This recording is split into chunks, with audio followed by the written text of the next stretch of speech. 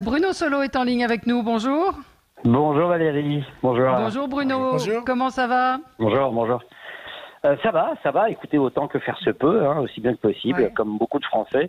Voilà, j'attends avec une certaine impatience le déconfinement de lundi, même si je me fais pas trop d'illusions. Je pense qu'il sera un peu Ouais. plus dilué le nôtre que celui des régions qui ont la chance d'avoir été moins touchées par cette saleté de virus. Voilà, mais bon, moi je me plains pas, je suis dans des conditions plutôt confortables, amoureuses et tendres, et je sais que c'est pas le cas de tellement de gens, donc voilà, on a le devoir de pas se plaindre quand on est confiné à peu près sereinement.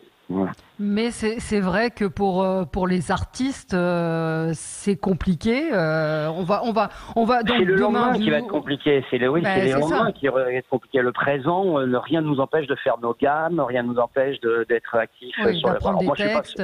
Oui, moi c'est ce que je fais. J'ai joué Ganarelle dans l'initiative de Nicolas Briançon qui a lancé à des comédiennes et des comédiens une initiative de jouer, à vous de jouer, ça s'appelle, et il nous a demandé de reprendre les textes de Racine, de Molière, de Corneille, voilà, les trois grands classiques. Et puis voilà, il y a quand même il y a matière à faire. C'est faire revenir le public dans les salles de cinéma, dans les salles de spectacle. C'est ça qui va être plus compliqué. Ouais. Oui, dans les théâtres. Vous aviez des projets en cours. Comment ça s'est passé le jour du confinement?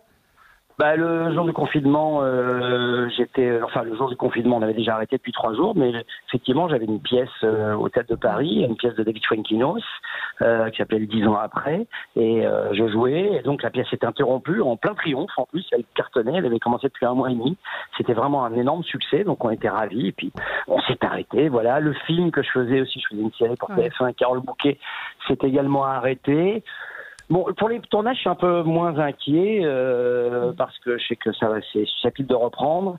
Mais évidemment, il va y avoir des gestes qui vont changer un peu le quotidien des films. Bientôt, ce sera des films d'époque. Se retrouver à une terrasse de café, serrer la main, ce sera genre tatoué, jouer là-dedans, oui.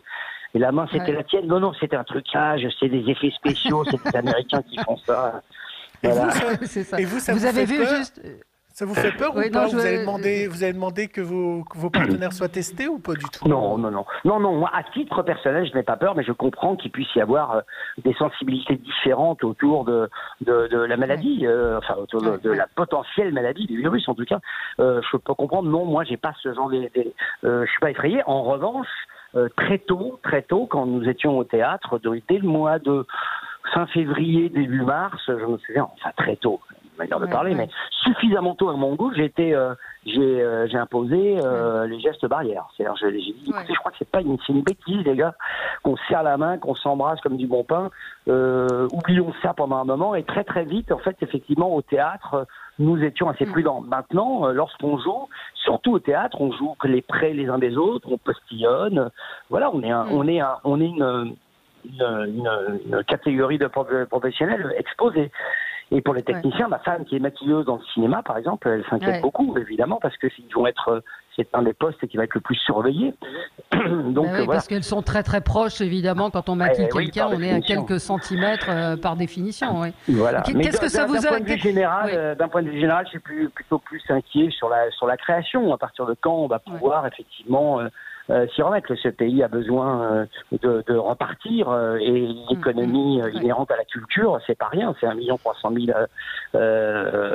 personnes. C'est la 6e économie du pays. C'est devant, je crois, l'industrie automobile. Enfin, genre, c'est pas rien, quoi. La culture, ça emploie un nombre de gens incalculable, des petits métiers dont on n'a pas idée. Nous sommes la partie émergée de l'iceberg, des actrices et des acteurs un peu connus. Après, il y a tous ceux qui rament un peu, et puis tous les techniciens qui n'ont pas leurs heures. Alors, les mesures gouvernementales semblent aller dans le sens des 507 heures qui vont être prises en charge, une sorte d'année blanche comme ça, mais ça n'enlève pas le fait que la création va subir un frein très conséquent et qu'il va falloir se réinventer. Bon, ça, on n'avait pas besoin de lui pour savoir qu'on avait besoin de se réinventer. C'est le principe de notre métier, d'inventer, de se réinventer. Donc ça, c'est leçon, et que c'est pas tellement judicieux d'avoir parlé de ça, mais en tout cas pour le reste. Je remercie ceux qui sont en mesure de prendre les décisions, notamment d'avoir couvert les intermittents du spectacle pour cette année-là, quoi. pour cette année-là qui va être effectivement compliquée. Pour la création, c'est le problème. Hein Mais vous voyez, vous, avec un public de gens, toute la salle masquée qui regarde une pièce de théâtre ou qui rigole sans rire, sans sourire, ça va faire bizarre, non? Écoutez, en tout cas, rire derrière un masque, effectivement, on ne va pas s'étouffer, ça dépend du masque qu'on a, mais indépendamment de ça, si c'est voilà, je préfère avoir une salle de gens masqués, mais qu'une salle vide. Oui, qu'une salle vide, oui, ça c'est sûr. Oui. mais voilà, il va falloir que la confiance se réinstalle chez les gens pour qu'ils aient envie d'aller au théâtre. Au cinéma, c'est un peu plus simple parce que les cinémas sont moins vétustes maintenant dans les salles, dans les grands complexes. Là, on peut renouveler l'air entre chaque séance. C'est pas tout à fait le cas au théâtre. Mais le théâtre, oui, les théâtres, les sièges sont extrêmement petits, exigus, donc c'est pas évident. Puis de toute façon, il n'y a pas de date pour l'instant de retour. On parle de septembre, mais on verra. Nous, on est prêts en tout cas. Non, il faudra effectivement que certains des comédiennes et comédiens, donc on puisse peut-être être testés pour certaines scènes intimes, mais je parle pas que des scènes de lit, je parle même des scènes, comme je vous le disais tout à l'heure, la scène de deux gars qui se tapent dans le dos, qui se serrent la main. Voilà, il faudra peut-être qu'on soit testé. Je sais pas quel protocole va être mis en place de ce point de vue, quel protocole sanitaire va être mis en place indépendamment des gestes barrières nécessaires et relativement faciles à appliquer, parce que maintenant ça fait 2 mois qu'on s'entraîne, toutes et tous quand même. Ouais. Bah oui, c'est vrai que on commence à avoir acquis ces gestes barrières. On va avoir la chance de vous revoir au théâtre demain soir sur France 2. C'est un peu tard, 23h40. L'Heureux élu, tes pièces que vous avez jouées au théâtre de la Madeleine, aux côtés d'Yvan Le Bolloc, David Brécourt, Mélanie Page et Mathilde Pénin. C'était mis en scène par Jean-Luc Moreau. C'est une pièce que je conseille parce que les pièces écrites par Éric Cassous sont toujours très brillantes. Féroce et drôle à la fois.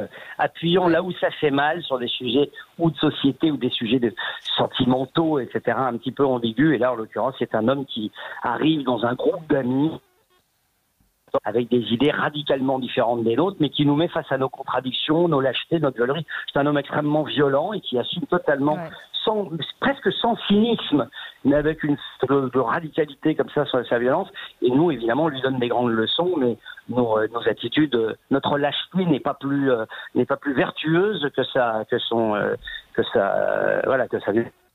Et puis c'est un vrai plaisir.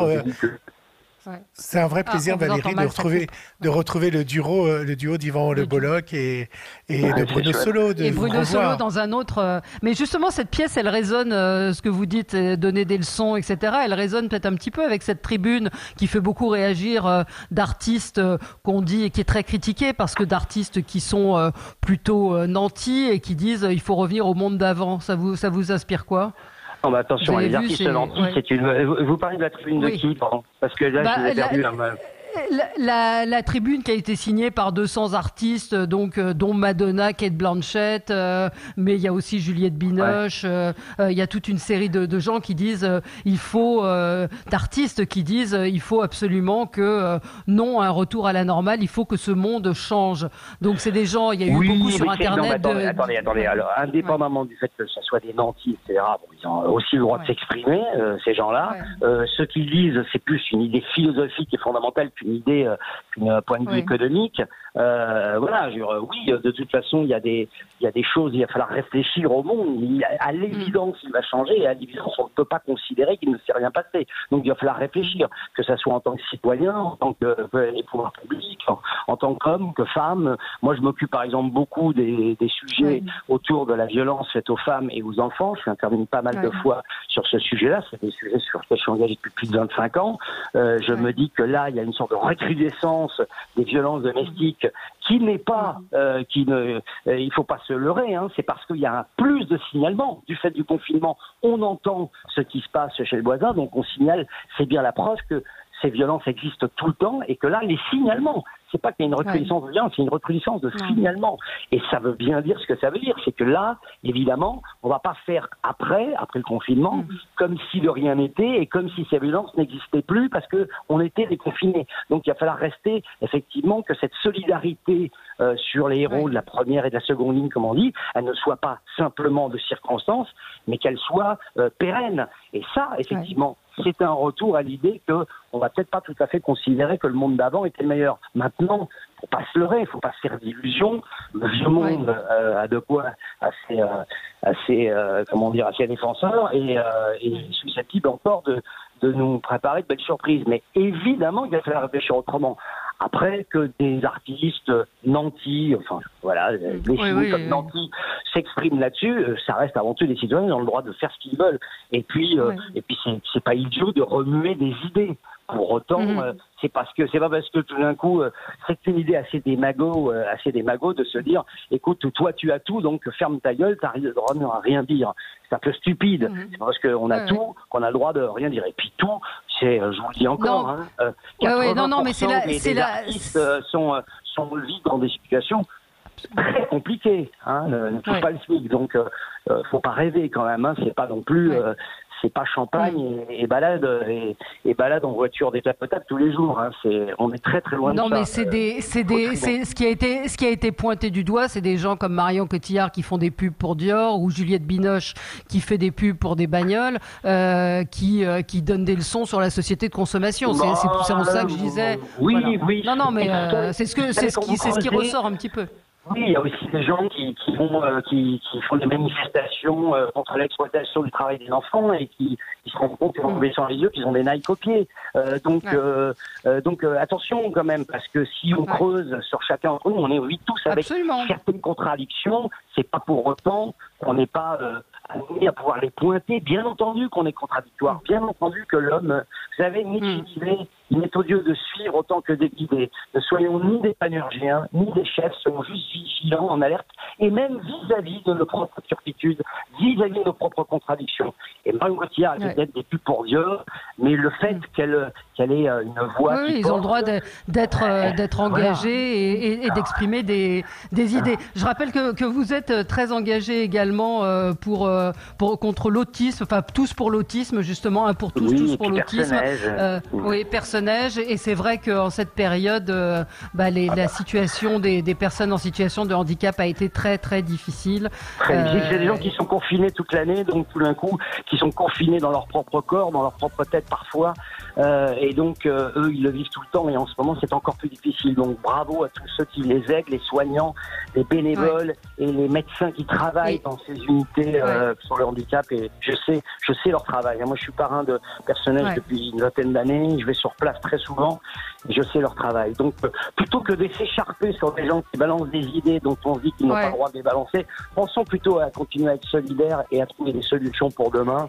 Et c'est peut-être la bonne chose qui est sortie aussi de cette crise, Bruno Solo, c'est-à-dire la solidarité qu'il y a pu y avoir envers les soignants, entre les Français, entre eux. Et j'espère qu'elle continuera, effectivement. Et voilà. Eh ben, écoutez, on vous retrouve en tout cas demain soir pour notre plus grand plaisir. Donc, dans cette pièce demain, on vous retrouve aux côtés, encore une fois, je le répète, d'Yvan Le Bolloc, David Brécourt, Mélanie Page, Mathilde Pénin. Ça s'appelle L'Heureux Élu au Théâtre de la Madeleine. Formidable pièce d'Éric Assous, mise en scène par Jean-Luc Moreau. Merci beaucoup, Bruno Solo. Prenez soin de vous. Et puis, on espère vous revoir bientôt sur les planches. Et c'est tout ce qu'on peut vous souhaiter.